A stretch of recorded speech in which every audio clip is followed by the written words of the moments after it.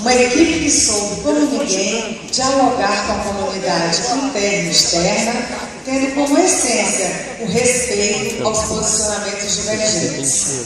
A Inovofac soube expressar as ideias, as propostas, os projetos e as políticas de maneira única, com humildade, com senso de responsabilidade, sem qualquer resquício de arrogância e prepotência. Isso me deixa extremamente orgulhosa, pois sabemos que uma das essências do ambiente universitário é a crítica, tanto interna como externa.